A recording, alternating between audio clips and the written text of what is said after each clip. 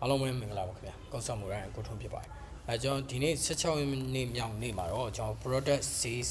analysis ဆိုတဲ့ပုံစံလေးကိုကျွန်တော်ရွေးချယ်ထားရပေါ့လေ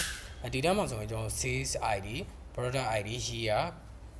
quantity နဲ့ price ဆိုပြီးတော့ပေးထားရယ် sales ID နဲ့ year က primary key ဖြစ်တယ်ပေါ့လေ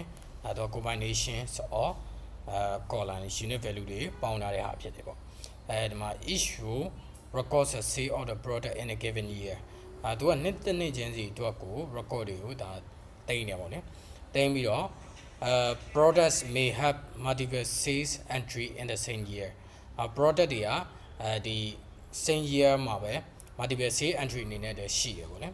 okay ကျွန်တော်လုပ်ပေးရမှာက write a solution to find all sales that occur in the first years each product was sold product တစ်ခုချင်းစီကပထမဦးဆုံးနှစ်မှာရောင်းရတဲ့ဟာကိုကျွန်တော်ရှာပေးရမှာပေါ့လေအဲ့မှာ for each product ID identify the earliest years is happens in the sales table sales table ထဲမှာအစောဆုံးဖြစ်တဲ့ product ID နဲ့ပတ်သက်တဲ့ဟာတွေကိုကျွန်တော်ကရှာပေးရမှာဖြစ်တယ်ပေါ့လေဒီမှာ product ID first year quantity price ဆိုပြီးတော့ကျွန်တော်ရှာပေးရမှာ results ကကြိုက်တဲ့ order ဖြစ်လို့ရတယ်ဒီမှာဆိုလို့ရှိရင်ကျွန်တော် product ID 100က2ကြောင်းရှိတယ်2ကြောင်းမှာ2008နဲ့2009မှာ2008ကအစောဆုံးဖြစ်တဲ့အတွက်ကျွန်တော်တို့2008 record ပါရပေါ့လေအောက်ဆုံးတစ်ခုကကျတော့2007ပဲဖြစ်တဲ့အတွက်ဒါပါရပေါ့လေအဲ့တော့ကျွန်တော်တို့ကဒီပုံစံလေးအတွက်ဆိုလို့ရှိရင်ကျွန်တော်တို့က product ID တွေyear ပေါ့ product ID နဲ့ကျွန်တော် group by လောက်လိုက်မယ်ဗျ product ID နဲ့ group by လောက်ပြီးတော့ year အငယ်ဆုံးဖြစ်တဲ့ဟာတွေကိုကျွန်တော်တို့ကရှာပေးရမှာပေါ့လေအဲ့တော့ရေးကြည့်အောင်ဗျ select ကျွန်တော် product ID ယူရယ်နောက်တစ်ခုက first year ဆိုတာရှိရယ်နောက်တော့ quantity ပြီးတော့ကျွန်တော် price တွေရှိမယ်ဒီကောင်တွေက from ဘယ် table တွေကဖြစ်မလဲဆိုတော့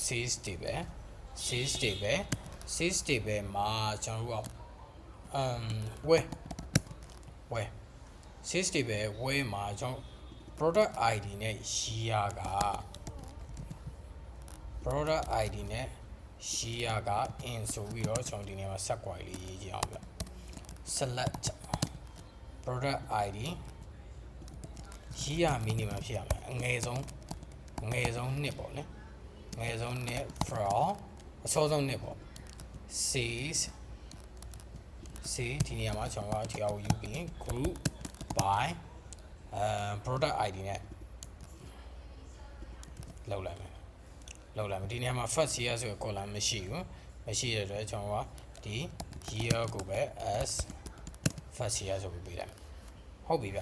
ဒီမှာဆိုလို့ရှိရင်ကျွန်တော် product ID ယူရရယ်ဒီတည်းရဲ့ years ကိုပဲ first year ပေးလိုက်တယ် quantity ယူတယ် price ယူတယ်အကောင်တွေက sales table တွေကနေယူတယ်ဒီ condition လေးမှာတော့ကျွန်တော်ဒီ product ID နဲ့ years ကဒီအောက်က sub query ထဲမှာရှိလားဆိုပြီးကျွန်တော်စစ်ထားရပါမယ် sub query လေးကကျွန်တော် product ID ယူတယ် year ကအငယ်ဆုံးနှစ်ကိုပဲယူလိုက်တာပေါ့လေအငယ်ဆုံးနှစ်ရဲ့ product ID နဲ့ year ကိုယူလိုက်တယ်ကျွန်တော် product ID တွေနဲ့ group ပိုင်းဖြစ်တဲ့အတွက်ဒီ product ID မှာအငယ်ဆုံးနှစ်ဟာကိုယူလိုက်လို့ရှိရင်ကျွန်တော်ဒီအငယ်ဆုံးနှစ်အတွက်အငယ်ဆုံးနှစ်အတွက် data တွေကိုဒီ sub query လေးကနေရလာလိမ့်မယ်ပေါ့လေရလာတဲ့ဟာက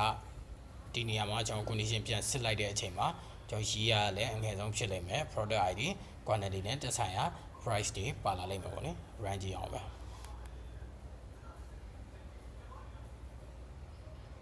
okay task ကတော့အဆင်ပြေသွားပြီဗျကျွန်တော် submit ကြည့်အောင်ဗျ